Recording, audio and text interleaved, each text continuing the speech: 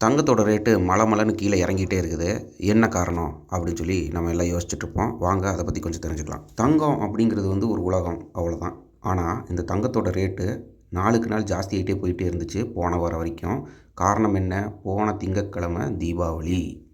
தீபாவளின்னு ஒரே ஒரு ரீசனுக்காக மட்டும்தான் இந்தியாவில் தங்கத்தோட ரேட்டு தாறுமாறாக ஏற்றி வச்சுருந்தானுங்க மற்ற நாட்டில் கம்பேர் பண்ணுற போது. தீபாவளி அன்றைக்கி எக்ஸாக்டாக தங்கத்தோட விலை பார்த்திங்கன்னா கிட்டத்தட்ட 12,500 அது சிட்டி டு சிட்டி வேரியேட் ஆகிடுச்சு. But 12,500 1 gram 24 கேரட்டுக்கு. ஆனால் இன்றைக்கி அதே தங்கத்தோட விலை ஒரு வாரம் கழித்து பார்த்திங்கன்னா 12,100. அதாவது ஒவ்வொரு நாளும் 100 கணக்கில் இறங்கிட்டே வந்திருக்கு. கிட்டத்தட்ட 5வது நாள் கழித்து பார்த்திங்கன்னா 12,000 1 கிராம் பக்கத்தில் வந்துருக்கு. ஆனால் ஏன் இவ்வளோ வேரியேஷன்ஸ் அப்படின்னு பார்த்தீங்கன்னா, போன வாரம் வரைக்கும் தீபாவளி அப்படிங்கிறதால இந்தியாவில் ப்ராஃபிட் புக்கிங் அப்படின்னு சொல்லி பண்ணுவாங்க. அப்படின்னா என்ன அப்படின்னு கேட்டிங்கன்னா, இன்டர்நேஷ்னல் மார்க்கெட்டில் என்ன ரேட் இருந்தாலும் இந்தியாவில் தீபாவளி வருது அப்படிங்கிறதால எல்லாரும் ஏதாவது ஒரு பர்ச்சேஸ் பண்ணுவாங்க. அதுவும் இந்த தன்டேரஸ் அப்படிங்கிற ஒரு பண்டிகை நார்த் இந்தியாவில் ரொம்ப ஃபேமஸ்ஸு.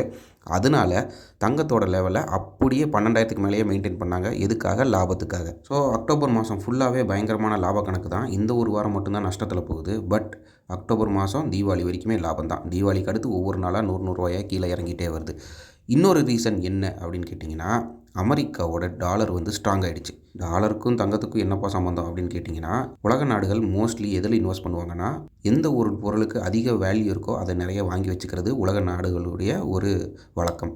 ஆனால் இப்போ ரீசெண்டாக ஒரு 10-20 வருஷமாக என்ன நடக்குது அப்படின்னு பார்த்தீங்கன்னா, டாலரை வாங்குவாங்க, டாலர் விட்டுட்டாங்கன்னா தங்கத்தை வாங்குவாங்க. ஸோ போன மாதம் ஃபுல்லாக ட்ரம்ப் பண்ண அட்டூழியத்தால் டாலர் வேல்யூ கொஞ்சம் கொஞ்சமாக இறங்கிட்டே வந்துச்சு. ஏன்னா அவர் என்ன எப்போ பண்ணுவார்னு சொல்லி தெரியாமல் போச்சு.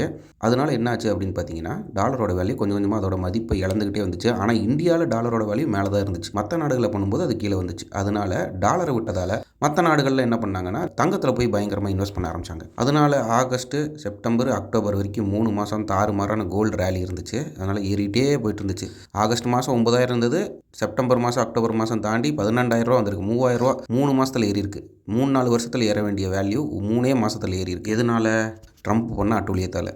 இப்போது ட்ரம்ப் நிறைய நாடுகள் மேலே இருக்கிற அந்த சாங்ஷன்ஸை நான் ரிமூவ் பண்ணுறேன் அப்படின்னு சொல்லிட்டு ஸ்டேட்மெண்ட் எல்லாம் விட்டதால் பல உலக நாடுகள் டாலரையே திரும்பி வாங்க ஆரம்பிச்சிட்டாங்க. அதனால் தங்கத்தோட இன்வெஸ்ட்மெண்ட் மறுபடியும் கம்மியாயிடுச்சு. ஸோ தங்கத்தோட ரேட்டு கிராஜுவலாக மார்க்கெட்டில் குளோபல் மார்க்கெட் ரேட்டில் கம்மியானாலும் இந்தியாவில் இன்னும் 12,000 கீழே வரவே இல்லை. அதுவே ஒரு பயங்கரமான கேள்வி தான். 3வது purchasing power.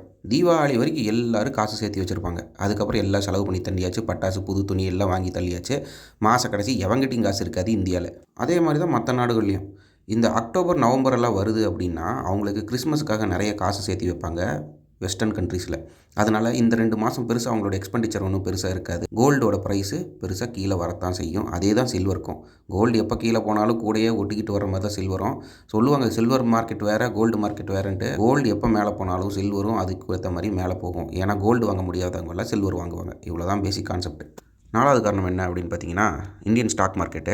India stock market இப்போ ரொம்ப ஒரு வலிமையான ஒரு ஸ்டாக் மார்க்கெட்டாக இருக்குது குளோபலி. மற்ற நாடுகள்லேருந்து மக்கள் இந்தியாவில் இன்வெஸ்ட் பண்ணுறாங்க அப்படின்னா ஃபாரின் இன்வெஸ்ட்மெண்ட் டைரெக்டாக இருக்குது. அது மட்டும் இல்லாமல் ஒவ்வொரு குடிமகனும் டைரெக்டாகவே இன்வெஸ்ட் பண்ணுற மாதிரி இந்தியாவில் நிறைய ஆப்ஸ் வந்துருச்சு. அதனால் எவனாவது ஒருத்தர் ஏதாவது ஒரு இன்வெஸ்ட்மெண்ட் போட்டு வச்சுருக்காங்க. மக்களுடைய கான்ட்ரிபியூஷன் இப்போ ரொம்ப அதிகமாக இருக்குது ஃபாரின் இன்வெஸ்ட்மெண்ட்டை விட. அதனால் இந்தியன் ஸ்டாக் மார்க்கெட் ரொம்ப ஸ்ட்ராங்காக இருக்குது. அப்படிங்கிறதால எல்லாரும் ஸ்டாக் மார்க்கெட்டில் இன்வெஸ்ட் பண்ணுறாங்க கோல்டை விட. அடுத்த பாயிண்ட் என்னென்னா, கிரிப்டோ கரன்சியெல்லாம் விற்றுப்புட்டு சைனா என்ன பண்ணானுங்க, ஃபுல்லாக தங்கமாக வாங்கினானுங்க. எதுக்காக?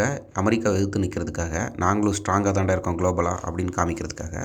பட் கிராஜுவலாக அவங்களுக்குள்ள இந்த சண்டைகள் கம்மி ஆக இந்த ட்ரேடு நெகோசியேஷன்ஸ் எல்லாம் வரப்போகுது அப்படின்னு எல்லாத்துக்கும் தெரிஞ்சிடுச்சு. அதனால் தங்கத்தை விட்டுட்டு மறுபடியும் கிரிப்டோ கரன்சி அப்படின்னு சொல்லி போயிட்டானுங்க. அதனால் கோல்டோட ரேட்டு மறுபடியும் கீழே வந்துருச்சு. எது என்னானாலும் இந்தியாவில் கோல்டோட ரேட்டு சாமானியனால் இப்போ வாங்கவே முடியாது. ஒரு கல்யாணங்காட்சி அப்படின்னு கூட பார்த்தோம்னா 1 பவுன், அதாவது தமிழ்நாட்டு கணக்கு பார்த்திங்கன்னா 1 பவுன் 8 கிராம் நீங்கள் வாங்கணும் அப்படின்னா கிட்டத்தட்ட 1 லட்ச ரூபா பக்கத்தில் வந்துருச்சு. நீங்கள் எப்படி வாங்குவீங்க? 10 பவுன் தாண்டணுன்னா 10 லட்ச ரூபா ஆகிடும். இதுவே பயங்கரமான ஒரு தலைவலி தான். 10 லட்ச ரூபா சம்பாதிக்கணும்னா 1 லட்ச ரூபா சம்பாதிக்கணும், 10 மாதம் உழைக்கணும். ஸோ தங்கத்தில் இன்வெஸ்ட் பண்ணுறதெல்லாம் பார்த்து பண்ணுங்கள் மக்களே. இனிமேல் தங்கம் மேலே போகும், கீழே போகும், கண்ணா பின்னான்னு மேலே ட்ராலி ஆகும். ஸோ நீங்கள் உங்கள் மனசில் இருக்கிறது சொல்லுங்கள் மக்களே. தங்கம் இன்னும் மேலே போகிறது தான் நல்லதுன்னு நினைக்கிறீங்களா? இல்லை இதை விட கீழே போகணுன்னு நினைக்கிறீங்களா? இல்லை மார்க்கெட் ஸ்டேபிளாக இருக்குது இப்படியே இருந்தாலும் கூட போதும்பா அப்படின்னு நினைக்கிறீங்களா? உங்கள் கருத்துக்களை கமெண்ட்ஸில் சொல்லுங்கள். நன்றி.